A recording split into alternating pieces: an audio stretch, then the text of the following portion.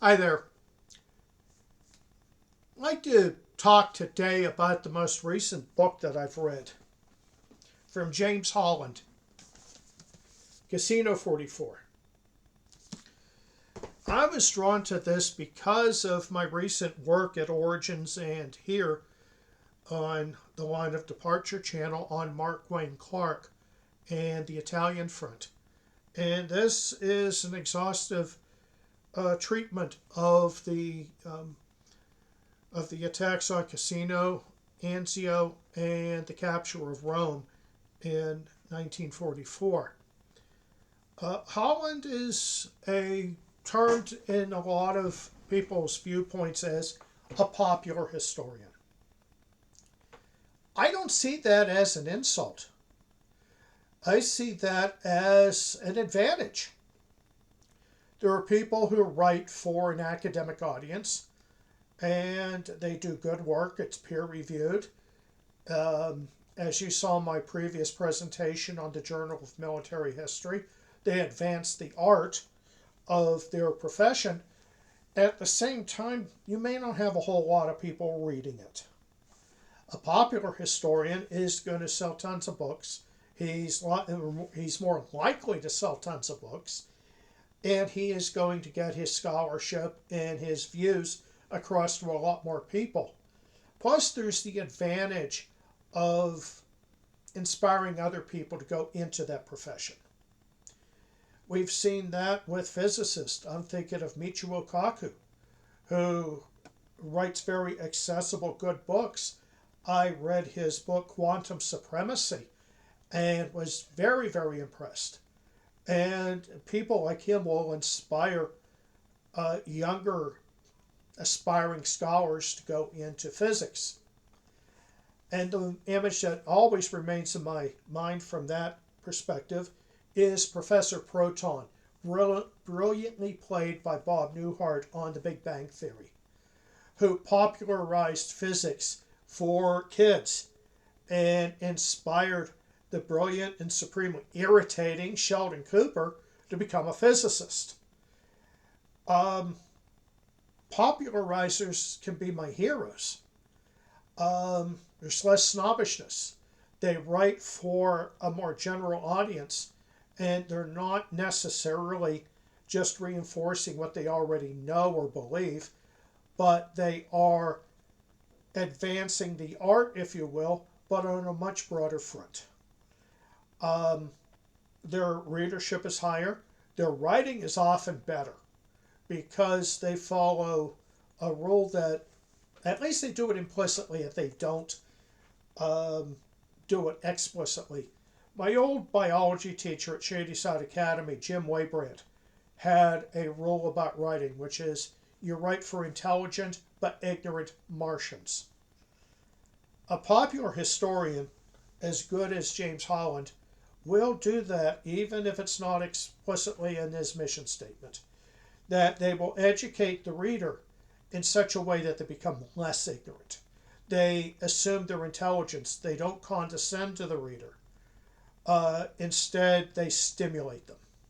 They go full Professor Proton when it comes to, in this case, history. And at the same time, even a seasoned professional can read a book like this and still learn something. And further, just because some of my conclusions differ from Holland's doesn't mean that I'm going to be struck by lightning or burst into flame for reading and considering them.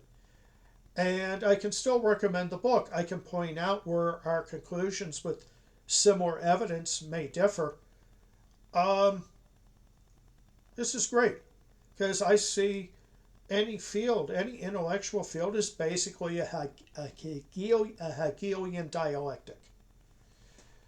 According to this, somebody postulates a thesis. Somebody else postulates an opposing antithesis. Now, out of the conflict and interaction between these two, you get a synthesis. That could be a meld of the two. It could be one wins, one loses, but the synthesis is the result of this exchange. Now, this becomes a thesis. Someone else says bollocks to that. You get an antithesis, they create a new synthesis, which becomes the new thesis. It goes on and on like this until the end of history, whenever that is. Well, this is something that I embrace myself. And I do encourage people to read things that may disagree with me. I'm not the font of all wisdom, no matter what the dog tells me. That there are other people that have different insights that could be right, they could be different, they could be wrong, but they're worth considering. And Holland is one of them. And this goes especially to command and generalship on the Italian front, especially with Mark Clark. So, Holland is an outstanding writer.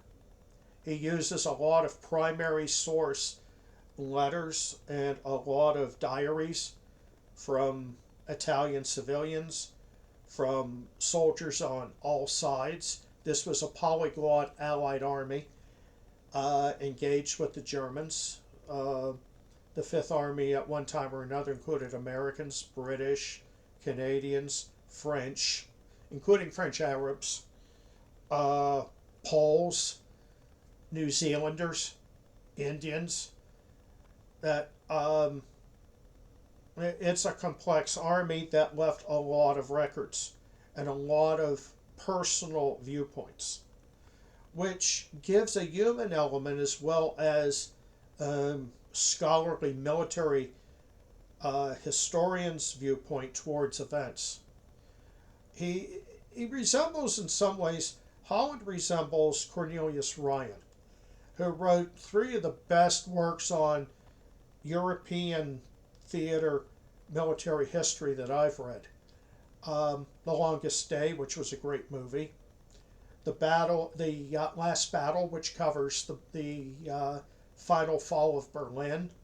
And the third one, which was made into another very good movie I've learned to appreciate more over the years, A Bridge Too Far, about Operation Market Garden and the failed Arnhem operation in the Netherlands in 1944.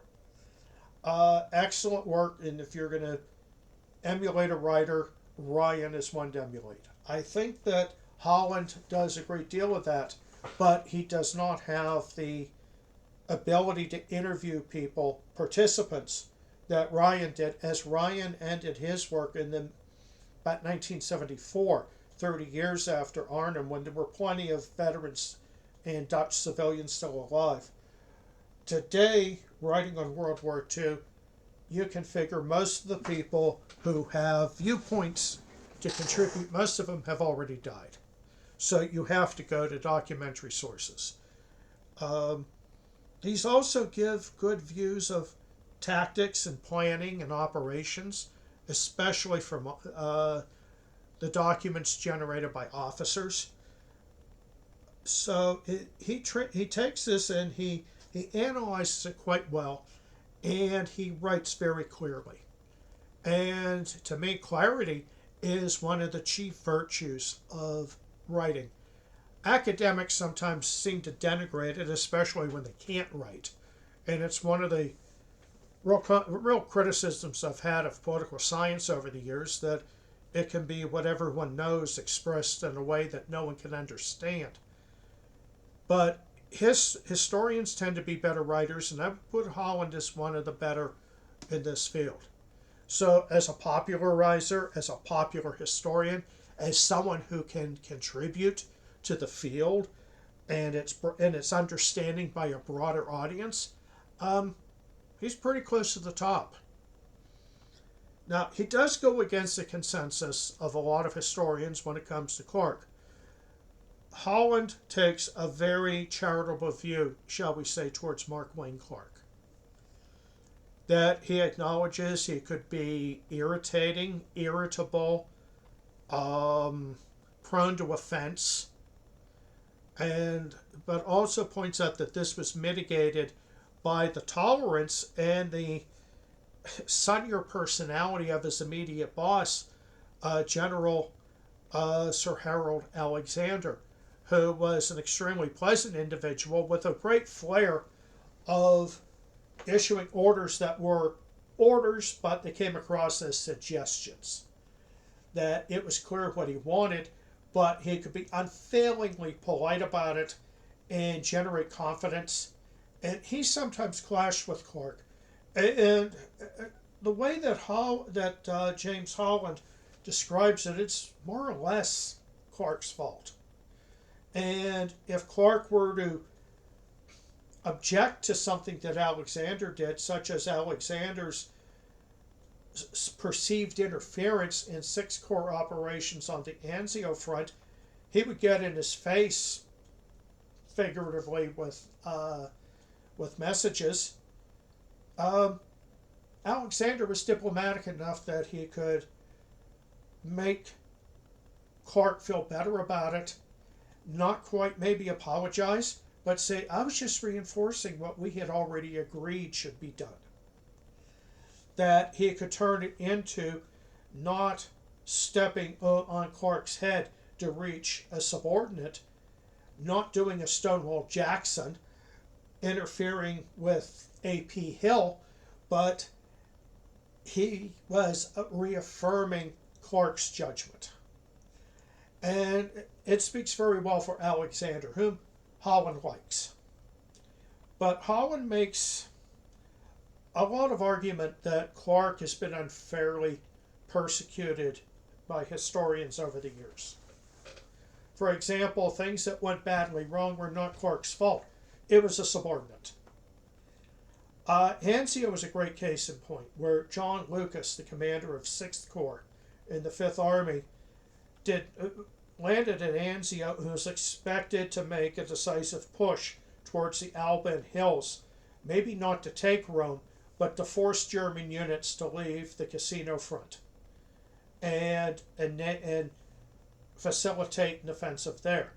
Instead, Lucas went in all defeatist, using a term that physicists and scientists sometimes use.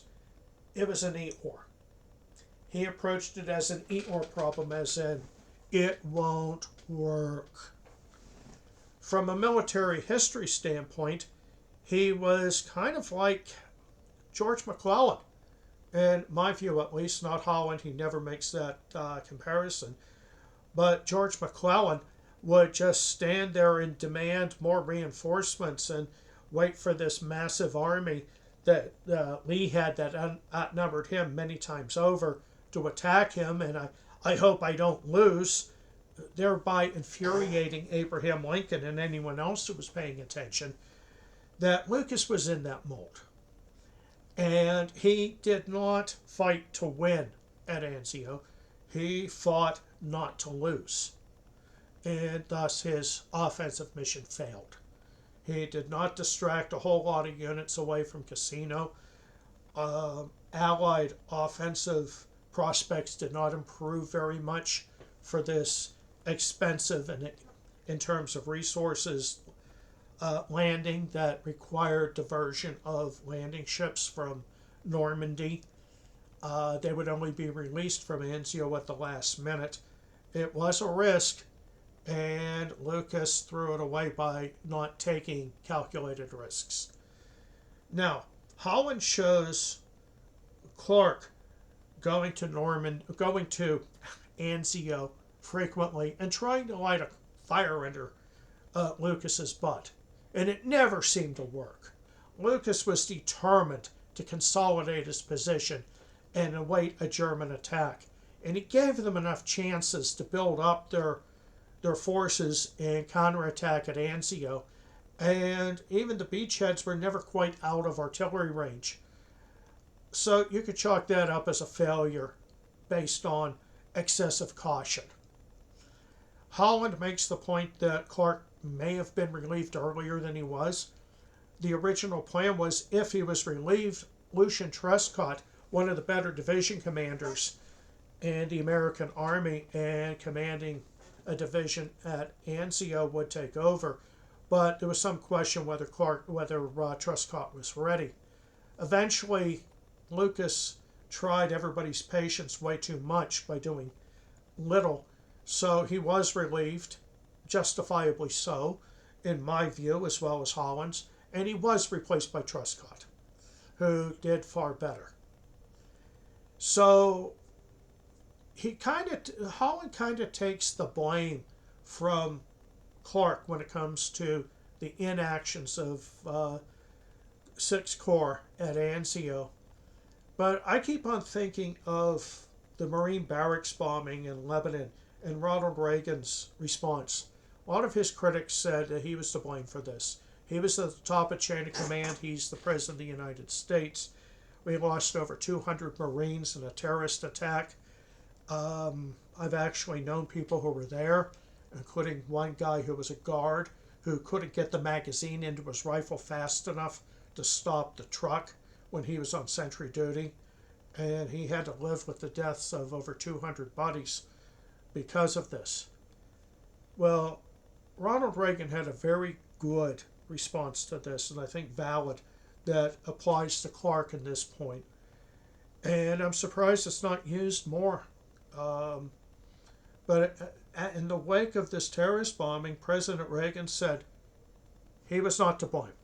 He was not the guy who set up the rules of engagement. He was not the guy who set up the defense, such as it was, nor had 200 Marines sleeping in the same building all at the same time. That wasn't him. Officers who did do that, they were to blame. They were to be held responsible. What President Reagan said, and I think this applies to Clark in the scope of Cassino 44, he may not have been to blame, but he was responsible. President Reagan said, as the president, as the man at the top of the chain of command, I am responsible. I'm not to blame. He separated those variables. And I think there's an implicit tendency to do this in Cassino 44, as Holland basically takes the responsibility away from Clark. And I would say it was still Clark's failure to kick Lucas in the butt, lead him, coerce him, order him, do something. Don't just build up your beachhead and wait for Kesselring to do something. The other instance where Holland takes the responsibility and the blame away from Clark is the infamous Rapido River attack by the 36th Infantry Division, the T-Patchers of the Texas National Guard. What he writes is that Clark gave Fred Walker, the division commander, plenty of extra resources to accomplish this attack. This included anti-aircraft units that could have been used to attack infantry on the far side of the river. They included extra artillery. They included tanks. And Walker didn't just misuse these resources. He really didn't use them at all, especially the tanks. And that Clark trusted Walker to do the job. Walker was defeatist as well about this attack. It won't work. And he set himself up for failure, basically, by making a half-assed attack with 2 regiments across the river, while the tanks basically sat back and did nothing, and then blamed Clark afterward. I would say that Clark is responsible and to blame because he did not pay enough attention. And then again, neither did Jeffrey Keyes, who was the 2 Corps commander at this time and Walker's immediate superior, that they did not pay enough attention to Walker's attitude. They didn't pay enough attention to his misuse and non-use of extra resources. And it calls to mind as well a story that Matthew Ridgway told about commanding 18th Airborne Corps in the Battle of the Bulge, where a division under his command was supposed to make a counterattack. And he talked to the division commander and said, okay, I've given you lots of extra resources, engineers especially, armor, air support, and artillery. What else do you need to carry out this attack? And the division commander said, pray for me. Ridgway's response was to fire the man on the spot, saying that if that was your attitude, and your corps commander is writing you a blank check for resources, you give him another answer. That, and Ridgway said, I'm as much a believer in the power of prayer as anyone else, but we can't have you launching this attack. Now, naturally, this is long after the Rapido River, but I still think that Keyes and Clark could have paid a lot more attention to what Walker was doing and not doing. And I think Walker does deserve a huge amount of the blame for the failure of the attack and the wasted lives. But he was allowed to do this. He went in defeatist, much like Keyes did at Anzio, and it became a self-fulfilling prophecy. I think it's a lack of leadership, a failure of leadership on the part of Keyes and Clark. Now, I can't really get Clark out of this mess the way that Holland does. I think it remains a black mark on his reputation. Holland has a different idea. And I do recommend the book so you can read more about his idea. And no, you won't burst into flames. You won't get struck by lightning. I won't come banging down your door because you may even agree with them, but just read the book. Now, Holland also goes against the grain on other people. Bernard Freiberger was the leading general from New Zealand. He was given command of the New Zealand Corps, which was created for the attack on the town of Cassino. It consisted of the 2nd New Zealand Division and the 4th Indian Division. And Freiberger, for a whole bunch of reasons, messed it up completely. He did not follow the recommendations of the 4th Indian Division commander, Tucker, when Tucker gave a very good plan. Freiberger was the one who wanted the Abbey bombed, but did not follow it up with an infantry attack, which everybody, including the Germans, expected to come as soon as the bombs stopped falling. Freiberger was extremely brave. Freiberger had a Victoria Cross he won in World War I. You don't get that for being a coward. Holland describes him as brave as a lion, but Freiberger was certainly overpromoted. And the two chances he really had to redeem his reputation or establish one in the first place were Crete, which fell to the Germans, and then at Cassino, where he utterly screwed up a perfectly good plan. And Tucker, by the way, wasn't around to see it happen because he was in the hospital and could no longer influence events, while his artillery commander took over the 4th Indian Division.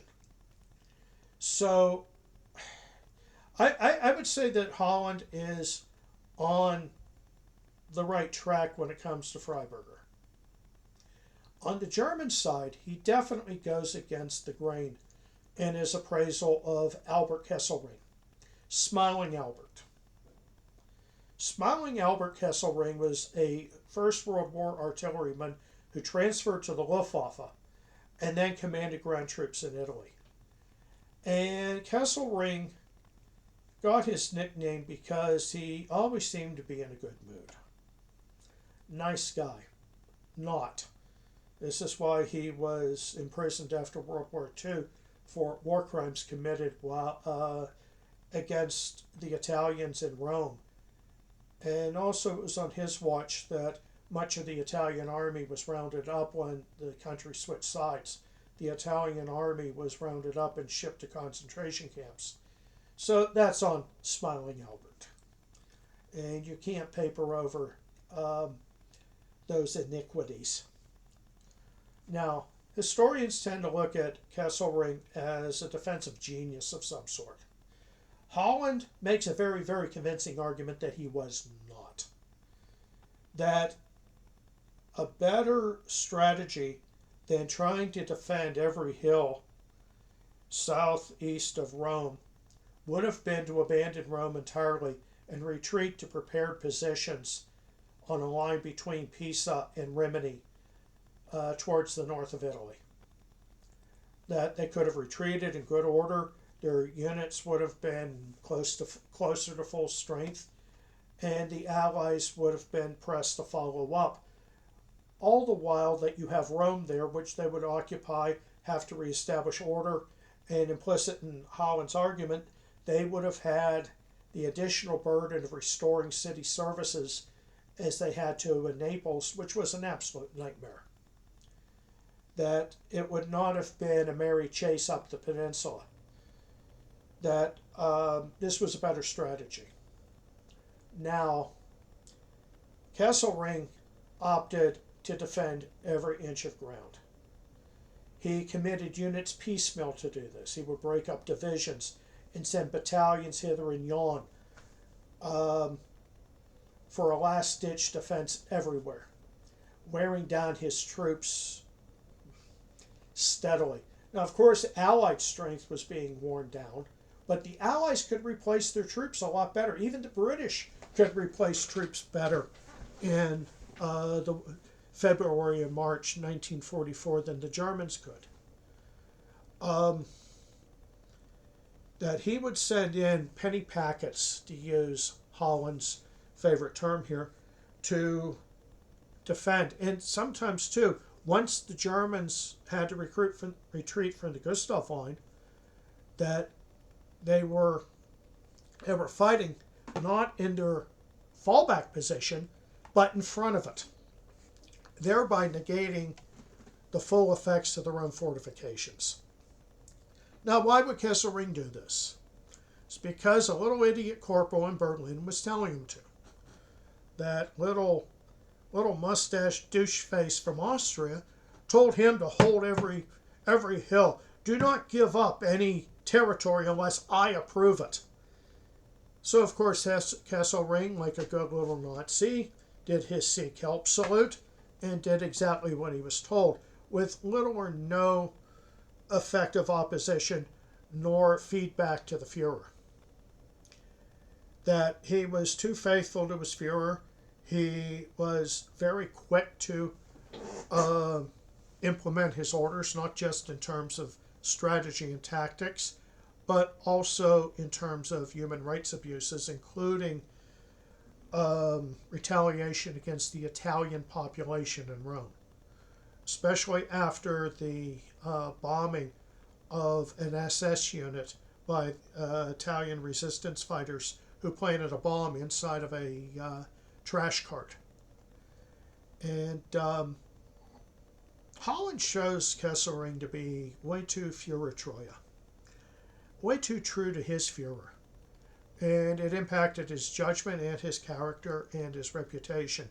But Western Allied historians have, for some reason, given him a pass for bad decisions before and behind Cassino and Anzio. So he comes off pretty bad. On this, I tend to agree with Holland. He makes a very good argument, I think a very effective one. Now, there are some leaders who are totally ignored. I don't think there's very much about Jeffrey Keyes, not like there could have been. There's not a whole lot about Truscott, whom Rick Atkinson deals with extensively in his Liberation trilogy, especially The Day of Battle. And another one who gets no attention, it seems, is the Pope, Pius XII, who was an important figure in Rome, that he's just not there. He's on vacation or something. But his role in either opposing or facilitating the Nazis in Rome, I think bears more examination. And there are books about, from different perspectives, about Pope Pius's role in Italy at this time, but Cassino 44 isn't one of them. I don't think he gets a single mention. And especially if you're talking about the retaliation against the population, his reactions, which were not as negative as one would expect, certainly bear examination. So it's not flawless. Then again, it's not the book I wrote. Of course, I didn't write it. This is James Holland, a writer an historian whom I deeply respect. And I respect him more after having read this book and seeing his methodology, seeing his research, seeing his use of primary human sources, not just after action reports and ammo expenditures. I think he does an outstanding job, and I think it's essential reading along with Atkinson's The Day of Battle on this episode. But I do think that it's worth reading. I think that Holland comes to some good conclusions, and even the ones I disagree with, I would say his reasoning is sound. So, by all means, got a few bucks in your pocket, or you have a library next door? Get your hands on Cassino 44, the brutal battle for Rome. And you won't be sorry. And you'll learn something. I know I did. And by all means, thank you for being here. Thank you for watching.